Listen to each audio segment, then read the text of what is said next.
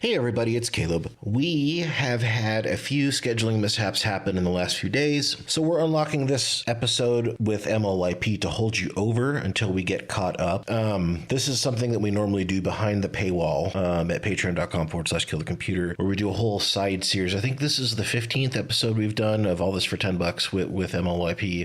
We have another show on there where we are rewatching Lost with Maddie, who you've heard on some episodes, and a couple of other ones that are coming. Feel free to check that out at patreon.com/killthecomputer. In the meantime, enjoy this while we get caught up with some new episodes for you very soon, as well as a bunch of announcements. A bunch of really cool stuff is coming. I wish I could talk about. I know June and I have been saying that for a while now, but probably next episode you're going to hear some really cool stuff. So hang tight and we'll catch up with you real soon in the next couple of days. Thanks so much.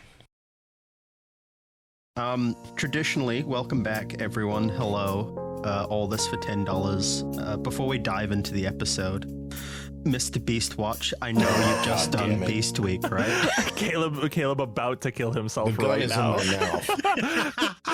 This is like Mr. Beast fucking inflation right now. This is too much. We have consumed 30 hours of his content and also talking about him. This is like a full-time job at this point. Google Mr. Beast inflation, whatever you do. I just have questions. Much like Elizabeth Warren, who has questions for Mr. Beast. Yeah. Why does he have a stunt double for his thumbnails?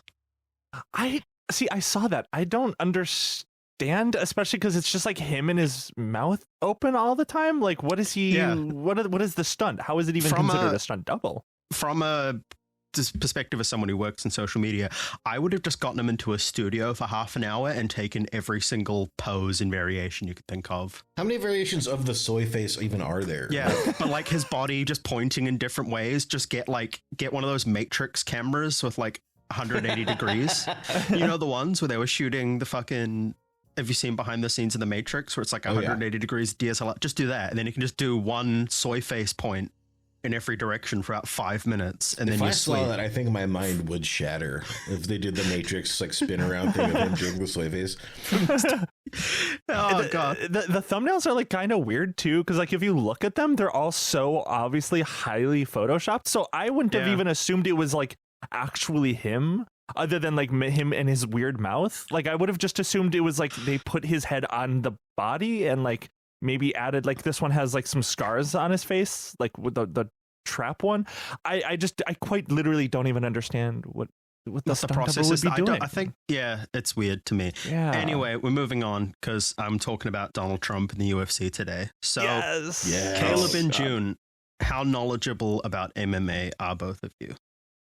So for me, I probably know the least from both of you guys. So I grew up. My dad was a big MMA fan. I don't quite know when it started, but I was a kid, and he was always watching it. Still watches it, I think.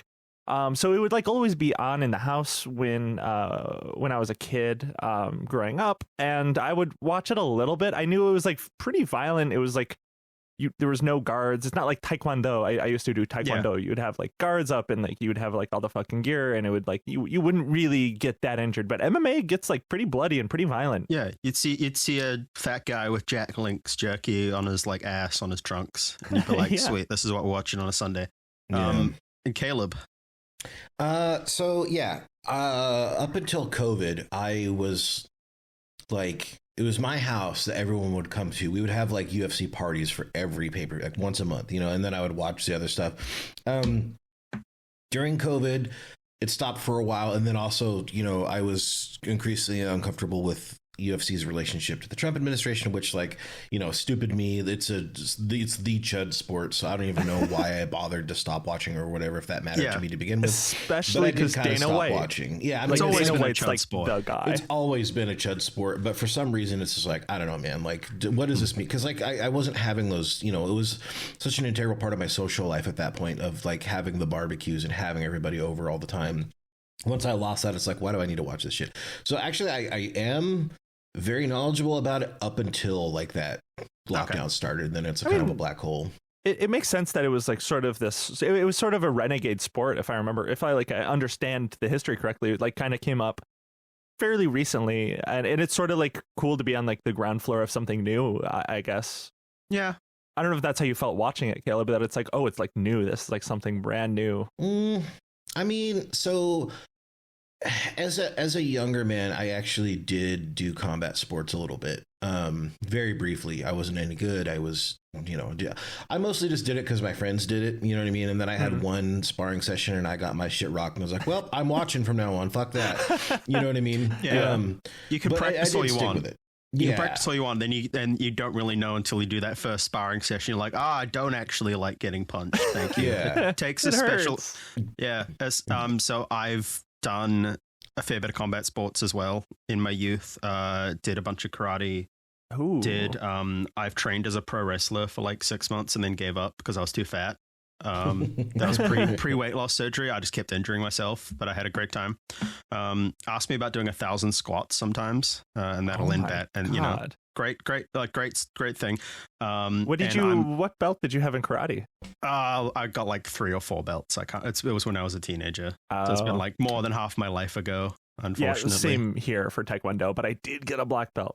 Hell yeah. It's more than I ever got. I think I got like whatever the one before was, and then I was like, I got up to blue belt in karate. Yeah, hell yeah. I think blue is like mid to early, like around middle level. If I remember correctly, it's different from Taekwondo. I know. Yeah, for mine it was white, yellow, red. No, I got purple. It was white, yellow, red, blue, purple, and then I quit. I didn't get to brown belt. I bailed before that. Brown was pretty sick. I can't lie.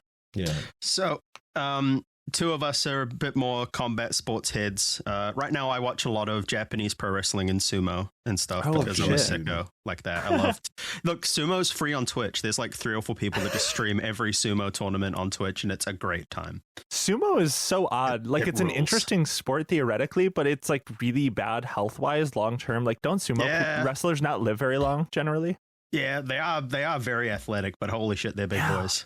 So, if anyone would like some extra reading, if you haven't seen it, I can recommend the Fighting in the Age of Loneliness series on YouTube. You don't have to like MMA to enjoy this, by the way. This is a fantastic documentary. This is a fantastic talking about the history of MMA, all the way from like when some like weirdos in Brazil were inventing Brazilian jiu-jitsu all the way up to now. Especially as it relates to 9/11 and the cultural snapback of America in response to that. It's by John Boyce and Felix Biederman. Really, really interesting. Like, it's an hour and a half long, I think, maybe 2 hours. I think about 2. Yeah. And as someone, for me, I was never really been a fan of MMA. I know next to nothing about it. I watched this series when it first came out. Phenomenal. I think it's a great, like, view and analysis of this history, especially John Boyce, man. Everything he makes is a grand slam. And then obviously you got Felix, who, I think was kind of the same thing he probably got out of it. But Felix used to be pretty into MMA. I haven't listened to Chapo in quite a while regularly anyway, but I know he used to be pretty on it with that. So we're going to go back in time to when MMA was the sketchiest sport in the world. Yeah, dude. It still is, but it used to be too. Dude. Shut up, Mitch. The UFC company itself was founded by 3 guys. So there was a guy called Art Davie, Rory and Gracie, and a film director called John Milius. Milou? I don't know. I probably should have looked that up. It's fine. Look, so UFC has been around since 1993, was their first event in Colorado. So Art Davie was like a weird entrepreneur. Like, there's nothing super controversial about him. Rory and Gracie is one of the sons in the Gracie family. And the Gracie family basically invented Brazilian Jiu-Jitsu. And they are all insane fascists.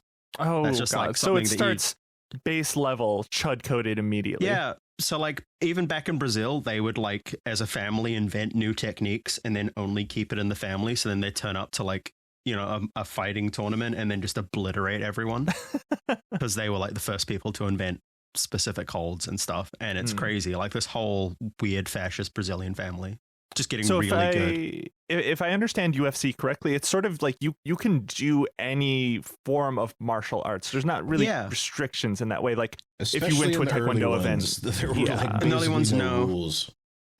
And they had a lot of freak fights back in the early days. Like they'd put like Yes, a guy clowns. who weighs 350 pounds versus like a dude who weighs 180. And it's like, this guy's a wrestler. This one does kickboxing. Let's see what happens. I want to see a mime versus a clown. That's the and sort of freak fight I want to see. A lot of what UFC now is like any kind of competition ends up with like hyper optimization, right? So all of the guys fight very similar ways. Like you have to be a rounded fighter. You have to be able to do wrestling and striking to succeed, unless you're like an insane god at like one of the two, right? Like if you're an Israel Adesanya, you can get away with just kicking people in the head. But if you're just a guy who's not one of the top 1%, you kind of have to hyper optimize down to the one thing. But back in the day, it was like, here's a guy who's just a kickboxer. Let's just stick him in the octagon against the wrestler and see what happens, which is cool. I mean, that's fascinating. It like kind of is interesting to just be like, who is like kind of the strongest and most agile and like the one that like, I don't know. It seems it's exciting. It's interesting. Just sort of throwing people at each other. It's sort of like what people like. Have you ever watched that thing online, the Mugen? I think it's called Mugen fights or whatever. I love Mugen. Yeah, it is like it's like very Mugen fight coded. Stupidest game I've ever seen. Yeah. So I was looking up John. So John is a film screenwriter. He's made a lot of films you probably wouldn't have heard of. But he wrote the scripts for the first two Dirty Harry films. And he did he was nominated for an Academy Award for Apocalypse Now, which he co-wrote with Francis Ford Coppola. And then he directed Red Dawn, Conan the Barbarian. He has described himself as a Zen anarchist, right-wing extremist, and a Maoist. Oh, good.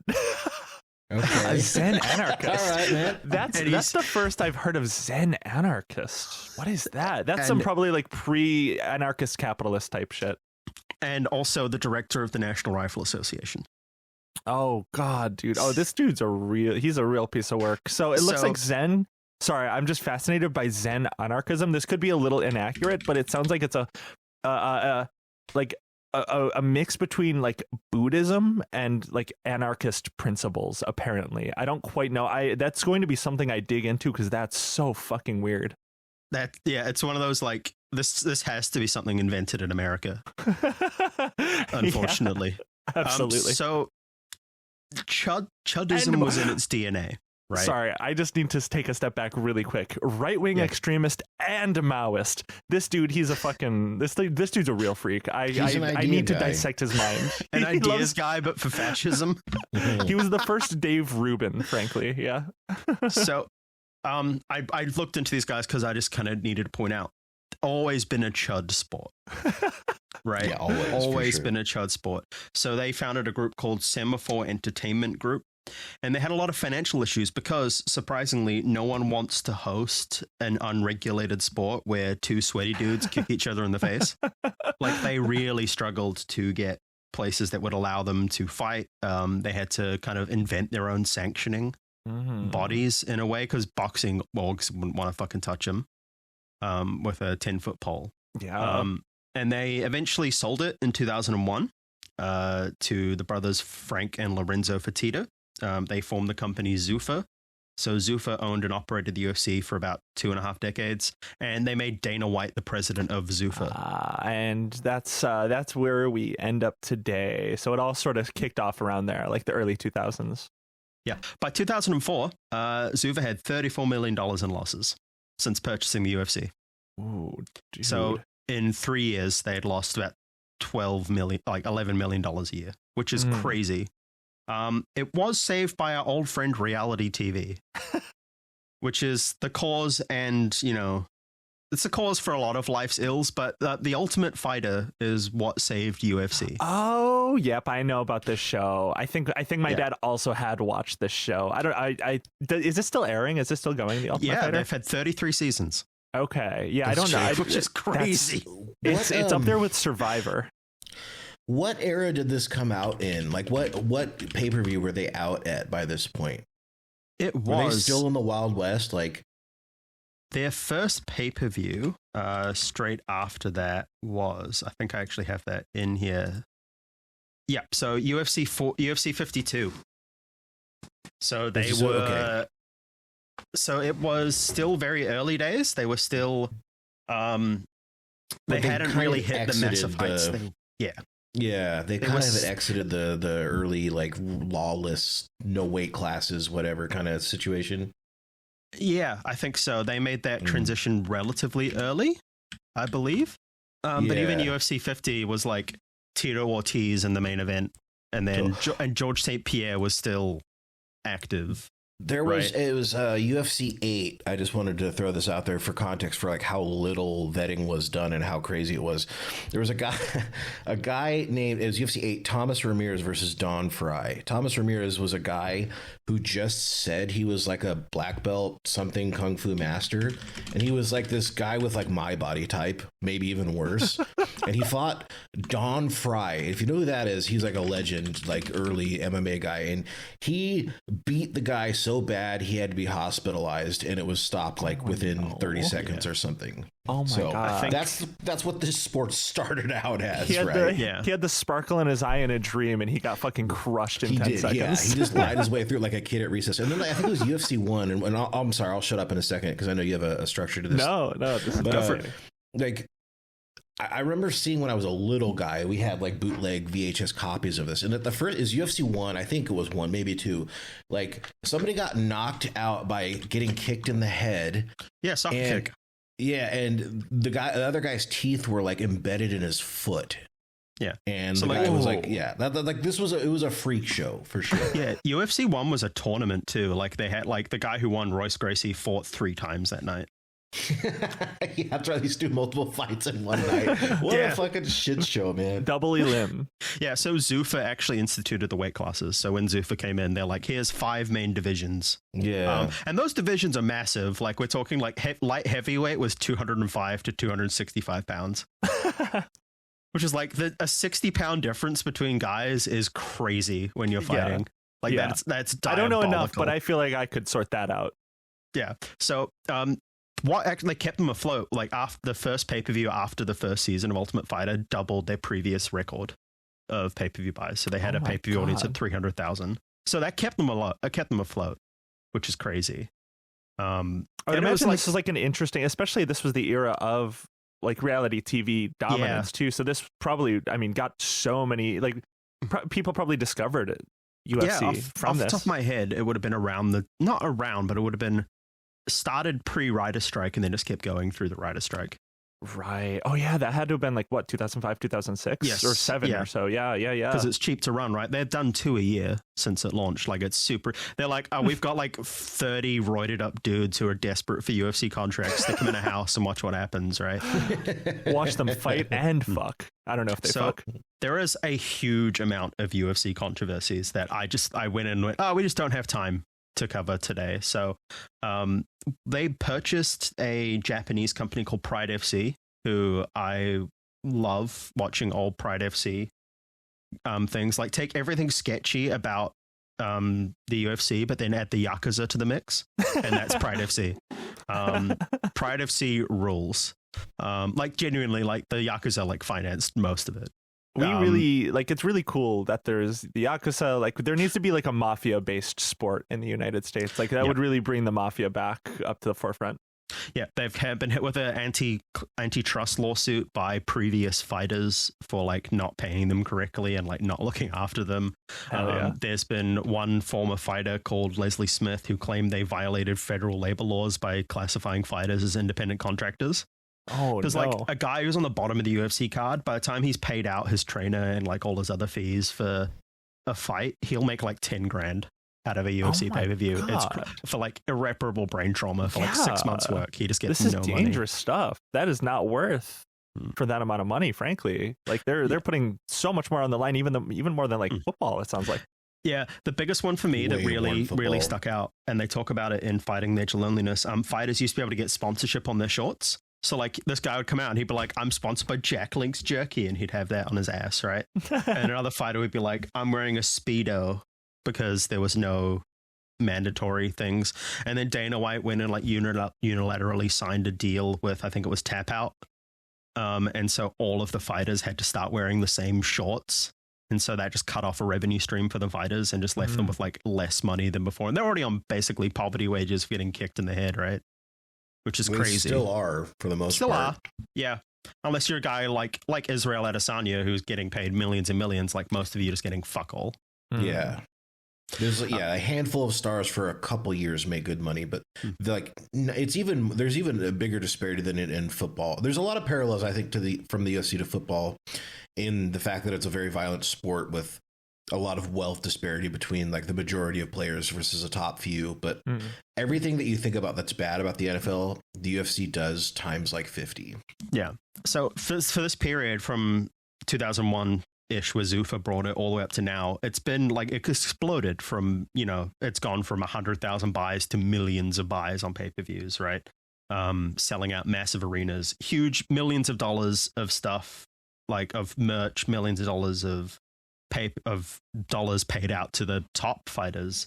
A lot of sketchy stuff happening with Dana White, like one of the things he's like, I'll decide who the fight of the night is and give a guy 50 grand because I like him type stuff. He's like, it's his own little weird fiefdom. While this is happening for those 20 years, like it's sketchy, but it's growing, right? It's a chud sport, always will be. Donald Trump's getting real cozy with the WWE. This is his actual true love, is pro wrestling. Performing. He loves performing. So professional wrestling versus MMA. As a professional wrestling head, I will do my best to describe the two. So pro wrestling is scripted entertainment, and it's very choreographed and has a big emphasis on storytelling. You're still getting kicked in the head, just not as hard. It just looks like it's really hard. The results are predetermined, but a suplex still really hurts, is how I describe it. Getting chopped, like you see those bits where the guys get like chopped in the chest. Yeah. That actually really hurts. The source being, I've been chopped in the chest before. MMA is like very real. Like these guys will like break each other's arms to win. They are, but they are subject to like actual sanctioning by sports competition orgs and like drug testing, and require like a broad fighting skill set rather than like being storytellers on the mic. WWE really clicked for me when I did realize, because I feel like that was always a critique when I was growing up that people levied at wrestling, where it was like, but it's all fake, it's scripted, and then there was a moment where I was like, wait, but that makes sense though. That's entertainment. That's the point, is that they're performing, they're performers, they're actors. Yeah. WWE go out of their way to not call it pro wrestling anymore. They've been for a decade or so, they've been calling it sports entertainment, even on air, and it's really stupid. They also don't call it pay-per-views anymore. They call it premium live events. And I hate that. I hate both of those terms. But Donald Trump is a WWE Hall of Famer, so he got inducted into the WWE Hall of Fame because he's appeared on their show a bunch of times. So he's part of their history forever. He has taken a Stone Cold Stunner before. He did not sell it at all. I saw, related to that, I saw this really great like new interview from you. I'm sure you both know Jesse Ventura, right? Yes, of course. He was interviewed recently about Dream Donald guest. Trump, and honestly, I love him. And he was asked about how he felt about Trump being in the Hall of Fame, and he's like, he's a faker. He doesn't deserve that. He was not there on the ground doing what we did. He was not. And it's a wonderful interview, and he rails into Trump exactly for him being in the Hall of Fame, and just Trump in general, because Jesse Ventura is just the most charismatically odd man of all time, and I love him. So he hosted two of the first WrestleManias, so WrestleMania 4 and 5. So this is when WrestleMania was still like trying to work, and they weren't like sure if they could keep going. And Trump was like, yeah, I'll host WrestleMania 4 for you, my good old friend Vince McMahon. And then he loved it so much he hosted WrestleMania 5 at the same place. So that's one of the main reasons why he's got such a great relationship with them. I'm sure. Yeah. Okay. You're going to get into this, I think, in the next slide or two. But if we don't, remind me to come back, because there's a certain moment that I have with Trump and WWE that it's a pivotal moment for me in life. So Trump had a feud with Vince McMahon on screen. And they had a match at WrestleMania 23. Yes, dude, So Trump, they each picked a guy to fight for them. Bobby Lashley was Donald Trump's representative. So this guy here in this slide is Bobby Lashley, who's just like 7 foot jacked, insane man. Versus he was a troop was his gimmick. He was a troop was his gimmick. He was a former Marine, and he turned up. I remember watching live when he turned up, and he was like, I'm just literally going to leap over the top rope onto this guy. Just like this guy. And he just like one of his gimmicks was just body pressing a dude above his head, or like military pressing him. I love that they had champion fighters, like they were like kings. Yeah, so Trump's representative beat Vince McMahon's representative, who was a guy called Umaga, which is a very problematic gimmick, which you might see in the next image. I could probably guess based off the name there, Trump shaved Vince McMahon's head as a result of losing, which is great. They had a hair versus hair match. So, hair versus hair, battle of the billionaires. Come on. This was the moment I was talking about. Did you see this live?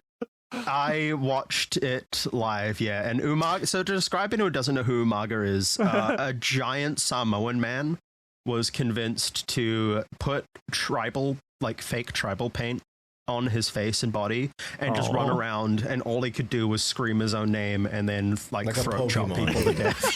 So fucking racist. It's so but also the optics of two white billionaires having two men of color representing them in a wrestling ring is a bit it's even more insane than that, because remember, if you will, that when Trump came out for this, the ceiling exploded and dollar bills rained down onto the crowd. And everyone was losing their fucking minds. And I remember as soon as like he announced he was running for president, I remembered that moment. I was like, oh no, like he could win. I'm surprised he never did that while running for president. Like I'm surprised, but the connection that he had to America's dum-dums is just ironclad. He had, this is what I'm realizing, especially, with his TV show, like with all of this, his wide presence among just like general people definitely helped him out. I think people really loved him as an entertainer. There's a lot of like, when I go through my videos and stuff, I talk about like, Gamergate gave us Trump. It kind of just put a little thumb on the scale. What really helped give us Trump was that writer's strike in the mid 2000s. It kept him on TV, and it kept his bullshit TV show going, the fucking The Apprentice, because that was about to be cancelled from all writings I can find. But then because the ratings were kind of shit. But then all of the TV writers went, they're like, well, fuck, we need to fill TV air, renew fucking The Apprentice, I guess, and it kept him on TV. We're going into depth on that soon in our Lost series, because obviously Lost was hit really hard by that writer's strike, and we're going to talk about all the ramifications of that specifically. I've never seen anyone make that connection from the writer's strike to Donald Trump's ascendancy into politics. I think that there's so much there. It would have knocked him out of public eye if it hadn't happened. I think it's like one of those things where Trump's like a culmination of like 500 different factors, right? But this is like one of those main ones that keeps it through. Especially, just going back to that image too. I mean, the reason everyone is like, oh, he's like a successful billionaire businessman, it's because, I mean, obviously, all his presentation that was his persona. Right? That was exactly how he presented himself all the time. That he was this like, he's had a failed casino. How do you lose money in a casino? But then it's like there's the reality of his businesses, and then there's the reality of his presentation, and the presentation is it works. It sadly works. It should be noted here, June, that look at this image that we're looking at, and to the listener at home, this is, what slide is this? 27. Yeah. Hair versus hair, battle of the billionaires. Well, neither of them are billionaires. No. Well, Trump might be now, but at this time, they both became billionaires eventually. But at the time, they were not. Yeah. I also do love that this is like, just especially knowing Trump now, like, because obviously this is scripted. You fucking know Trump was like, I will not shave my hair. Like, they're like, oh, who's going to win? Who's going to have to shave their hair? And Trump was like, no. I will not ever do that. Yeah. I don't know if Trump knows it's fake. So this next slide here. WWE faked the death of Vince McMahon on screen. I forgot about that. That's so good. On June 11th, 2007, like the end of the episode. I was watching this live. He got in his limo to leave, and the limo fucking exploded with a car bomb. That's so good. Okay, wait, that's really good. I was watching this at at my friend's house in a group of like 10 guys. We were all drinking when the limo exploded. We went fucking crazy. Yeah, Trump called the WWE to check on him, believing it was real. Vince, how's he doing? Yeah, how's my boy Vince? Is he okay? Did he survive? How bad is the damage? How's the burn? Yeah. Look, it's not just Trump. WWE stock dropped 9% off the explosion. Yeah. Oh my God! They this had country. They pulled the they pulled the parachute on that because if I'm remembering correctly, almost immediately after this we had the Chris Benoit incident. So they pulled the ripcord on that and brought Vince McMahon back. But I'm not dead. Sorry. Also, don't look too closely at Chris Benoit killing his family. What's Chris Benoit? What is that? So Chris Benoit was a professional wrestler whose signature move was a diving headbutt off the top rope, and getting hit in the head with steel chairs. And unfortunately, he had a massive amount of brain trauma and killed his family. Fuck. And they were having a memorial episode about it on Monday Night Raw, and you could tell the vibe shifted halfway through the episode when they realized that he'd actually killed everyone in his family. Yeah, like it's a really dark time. And it's like fantastic wrestler. Some of his earlier stuff is like the Pegasus Kid in Japan is some of the best wrestling you'll ever see. Awful human being is where you kind of come to it. Like you kind of end up with that. But also his signature move was getting hit in the head.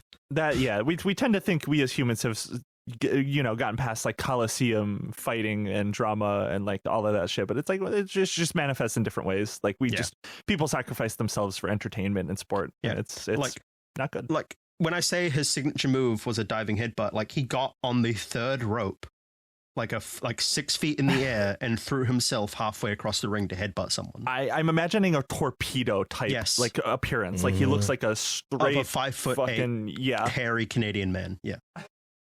It's unfortunately. So he kayfabe purchased Raw in 2008.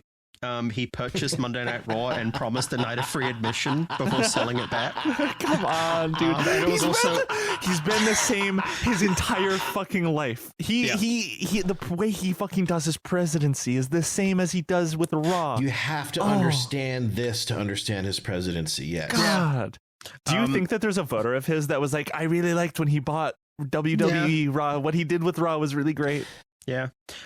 Also, Vince McMahon, who is the owner of WWE, was until he got outed for sex crimes. Vince McMahon's wife, Linda, has served as the 13th United States Secretary of Education since 2025.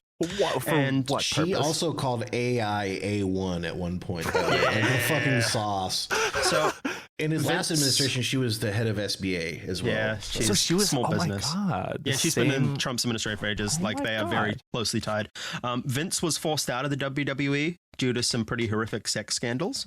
Likely thing that happened with the billionaire class, unfortunately. But it's like he was like horrific human being.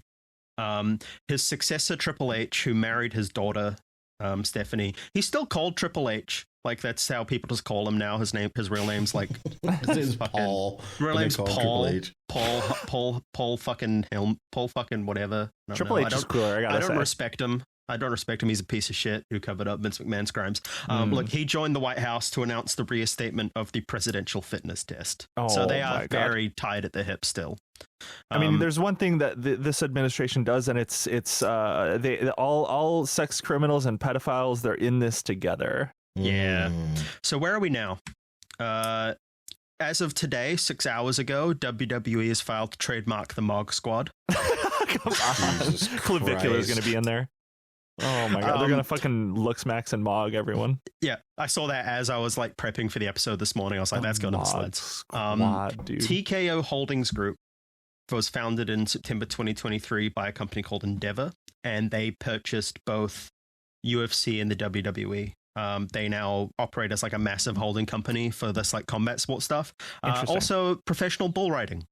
So, it's just like chuds all the way down, unfortunately. So wait, I'm correct me if I'm wrong, but UFC and WWE had no crossover in terms of like ownership or like events until 2023. Closest crossover you would get would be someone like Brock Lesnar, who was a WWE guy, went to the MMA and just fucking destroyed it because he's huge. He's 7 foot tall and as wide as he is. Lest we forget, friend of the show, CM Punk, doing the same thing and failing very badly. Yeah, brother. Yeah, Trump loves the UFC. He treats them like pep rallies and campaign stops, right? Like he was there like 2 days ago, I believe. And apparently the buy rate on that, the attendance rate was abysmal. Like people are kind of getting sick of this. I know historically. I know historically, like he on his socials, like they would always be like, the crowd loves him. Like, look at everyone trying to like touch Donald Trump. They're like putting their they love him, they're cheering, they love this guy. And then he always talks to fucking Joe Rogan. Joe Rogan will go on the podcast on the Joe Rogan show and be like, yeah, I don't know, this ICE stuff is pretty fucked up, Iran's pretty bad. And then at the UFC he'll shake Trump's hand and go sit with him and go talk to him. It's like he fucking did you guys see this clip came out, maybe 2 days ago or something like that, of like while negotiations are crumbling with Iran, he's at a UFC event and he's like flirting with a fighter, like yeah he's like touching his leg and being like, you're a beautiful man, you could be a model. It's like, what the fuck is going on? He's I you know, for a while I used to be like, you joke about him being bisexual, but I actually truly think he is like really bisexual. And especially he's getting old. When people get older, especially if they like, you know, caring. They lose their inhibitions. Yeah, they just will say stuff. Yeah. I actually, but that was the next slide. He was while JD Vance was negotiating with Iran, he was calling the guy, sorry, "You're a beautiful guy. You could be a model. You look so good. You look so good." He like touches his thigh, dude. I was looking for the slide. I was like, "I'm sure I put this in there. I know I did. He was like, "You're so beautiful. You're a beautiful guy."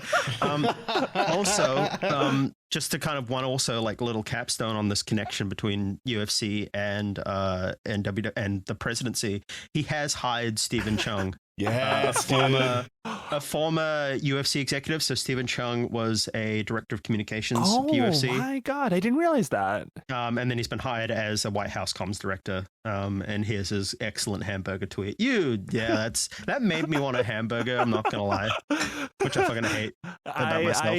I saw that post. I was like, this is a tweet Caleb needs to see. This is one for you. Like I've known you long enough to where I'll see a post and I'm like, this is like, I need Caleb to see this. It's very important to me that I send this to Caleb. Yeah, dude. Oh, he's a freak. Anytime it involves a McDonald's hamburger, like my spider sense, you know what I mean? It just goes up.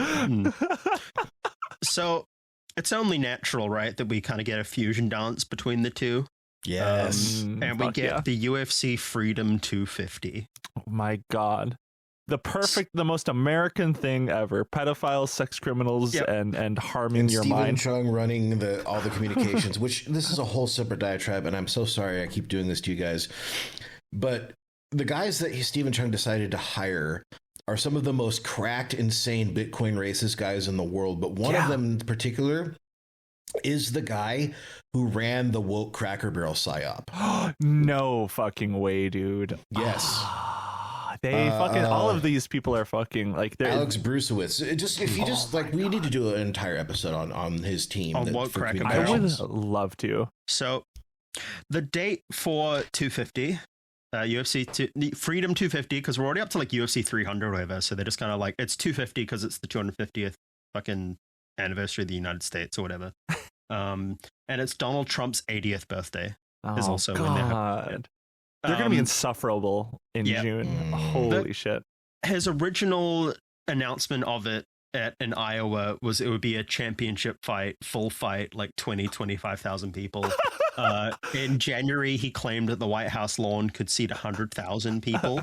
Yes. It's going to be 3,000 to 5,000 due to security concerns. Yeah, no shit. They're not going to put 100,000 people on the White House lawn. No fucking way. Large screens will be set up at like the Ellipse, which is like a park like off to the side. So you'll be able to go there and watch it, which seems kind of just fucking pointless. I'll be honest, I don't think there's no way it's going to be, especially at this point with how unpopular he is. I don't think they'll even fill up 3,000 to 5,000 people. Certainly will not have fill the White House lawn. Yeah, they'll fill the lawn. I guess, but they the could do overflow that. park having protesters, though. That would be fun. The overflow's going to look sad. Yeah. I'm sure surely if they were intelligent, which they aren't, they would can that idea, because especially with like, I don't know, the Iran situation. Yeah. Yeah, that's where it's kind of getting a problem, right? So in March, he had an interview with Jake Paul, and he said it was a tremendous card and it was all the top guys. And then in the same breath, he said, I don't even know if it's filled out, but I just saw it. But he's like, it's going to be top guys. The most beautiful, strong men. Yeah. Look, people are expecting like a lot of dream fights. Like they're expecting John Jones and like Islam Makhachev. But there's very little star power on this card. Like it's like Topuria and Gaethje is going to be good. And Pereira versus Gaines is going to be good. O'Malley's got some movement, but as soon as you get under that like top 2.5 cards, It's like People were for a while saying they were going who's. to have the Khabib or McGregor rematch, which is like that was never going to happen. No. Khabib retired, but still, that'd be fun. Yeah, like so Sean O'Malley, who looks like this, Incredible looking guy. he's amazing. The White House card, people would be like, it's a good card. And I look, if that was like UFC number whatever, you'd be like, decent card. The fact this is like the White House card where you were promised like crazy shit, it's like, what is this? Also, to Really? celebrate the 250th anniversary. Like, you know what the craziest thing about this is like Trump did his military parade last year. And this year they're doing was like some sad. chud sports thing. It's like you'd think this would be the year that they would do like some military might bullshit, but instead they're like getting out the goons. They're getting out goons with rainbow hair, I guess, and we're gonna watch them all get sweaty and fight. I guess that's a way to celebrate. Sean the rules Bunch of 'cause he looks racist guys crazy. beating each other to death. American. Yeah. Sean rules because no one else looks like him. Like he just looks crazy.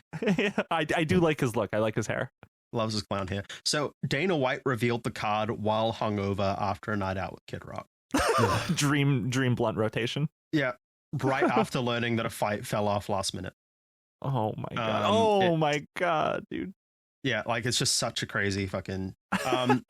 Yeah, so if this wasn't like, I genuinely think if this wasn't the White House, decent card. Like, Topuria versus Gaethje's a like a legit good fight. Pereira's getting his third belt, but fuck off, dude. The rest of it looks like ass. We've briefly touched on this previously. They are losing Joe. They are losing Joe Rogan over this. Wait, what do you mean? Like, Joe is he not has- going to be there? No, so Joe's worked with the UFC for 30 years, nearly. Like he's been a commentator. Yeah. He's part of the furniture.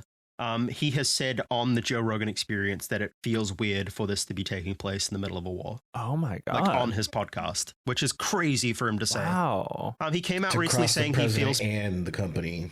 yeah, he feels politically homeless, is what he said again, which is like he just is a Republican who doesn't want to be embarrassed about it. Oh my god. But that's what he said. Like they are losing people like Joe over this, and it doesn't surprise me. I think a lot of this was planned during the period where they thought they had the cultural zeitgeist. Like it's another hangover from like the Melania movie, right? Where they were like, we're gonna make the Melania movie, we're gonna own culture. The official They killed announcement, Charlie Kirk for nothing. yeah, the initial announcement for this was 3 months pre Charlie Kirk. Wow. I think you're right, especially because in that time it really felt unstoppable. Like they really kept rubbing it in everyone's faces. They did have that like brief moment where I think they did sort of psy up us all into thinking like, oh, this could just be it. Like they are sort of taking over everything, and then Charlie Kirk got kirked, and it all sort of collapsed from there. Yeah. The funniest thing is that the weigh-ins are going to happen at the Lincoln Memorial. Come on, dude. Oh, come The pre-fight on. weigh-ins are going to happen at the foot of Lincoln, at the Lincoln Memorial. It's I God. hesitate. I always hesitate to be like, wow, it's just like idiocracy. But like, come on, man. It's on the Like, nose. Come on, dude. It's going to happen. I think UFC are getting a bit like Endeavor's getting a bit antsy about it because they're starting to see some of the buy rates get affected by the association because it's an historically unpopular presidency. People are like, I don't want to watch a fucking Trump rally. I don't want to pay $40 to watch a Trump rally is what people Especially are because, thinking, I mean, yeah, it's his birthday, and you know they're going to be sucking him off clean, like, during this. Yeah. It's going to be weird. I'm going to pirate it, and I'm going to watch it to see how weird it is. I really It's hope gonna be weird. Donald is in, like, a skybox, like, elevated above everyone else with a crown and, like, a scepter looking down on all the peasants, and they're all, like, crowing for him, and his champions are fighting down in the arena. I think that would be just, like, a perfect way for this to go. Yeah, it's weird. Like you're seeing, like, they can't pull out of it at this point, right? It's gonna happen. Do you think, especially with Joe Rogan stepping away, do you think that if they could, they would at this point? Um, Like, let's say I this was a think- year down the road. Do you think that they would be like, oh, maybe let's not do this? yeah, like I don't know, because Dana White, like very recently at 327, which was this weekend, just happened. He's tried to say his speeches at the Republican National Convention were never political. I fucking hate these people, dude. I hate these fucking toads. These fucking these people have no fucking backbone. They're just in it for the fucking. They think they'll gain everything from this, and then as soon as there's pushback, they're like, "Oh, actually, I'm just a little birthday boy. Actually, no, there was nothing that meant nothing. I was just there. I'm just a little guy." Yeah.